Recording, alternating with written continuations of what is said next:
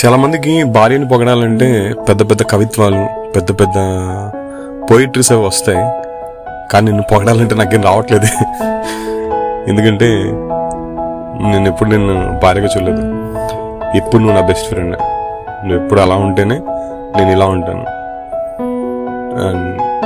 ఎప్పటికీ మనం కలిసి ఉండాలి, హ్యాపీగా ఉండాలి, ఎటువంటి గొడవలు లేకుండా. ఏదైనా చిన్న చిన్న గొడవలు లేకుంటే లైఫ్లో మజా ఏమి ఉంటుంది. రోజు ఒక గొడవ రావాలి, సాయంత్రంకి సాల్వ్ అయిపోవాలి. అలాగా ఉండాలి. అండ్ ఇప్పుడు నువ్వు అలా నవ్వుతూనే ఉండాలి.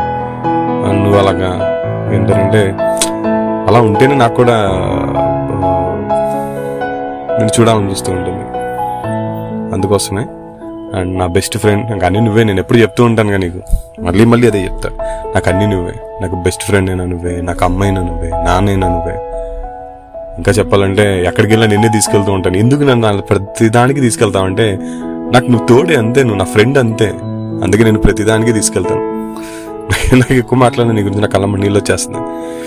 ఎందుకంటే నేను అంత ఓన్ చేసుకున్నాను. నేను నాకు చెప్పడం రాదే, అందరిలాగా ఎక్కువ ఎక్స్ప్లెయిన్ చేసి చెప్పడం రాదు. కానీ నువ్వంటే చాలా ప్రేమ ఉంది నాకు. ఎంతంటే నువ్వు ముసలిదాని వైపు మంచం మీద పడినా సరే నిన్ను అలా చూసుకుంటూ ఉండేంత ప్రేమ ఉంది నాకు. లవ్ యూ బుజ్జి. నువ్వు లేకుంటే నేను లేను, ఇది నిజం. ఎందుకంటే ఇవాళ నేను ఈ పొజిషన్లో ఉన్నానంటే నీ మాట వినబట్టే, నువ్వు నేను కలిసి ఏదైనా ఒక పని చేయడం బట్టే. And thank you very much. ఏదైనా లైఫ్లో నేను ఏదైనా డెసిషన్ తీసుకుంటానంటే దానికి మెయిన్ థింగ్ నువ్వే. Thank you very much Bujji. And ఇంకా మనం ఎప్పుడు ఇలాగే హ్యాపీగా అండ్ హెల్తీగా ఉండాలి.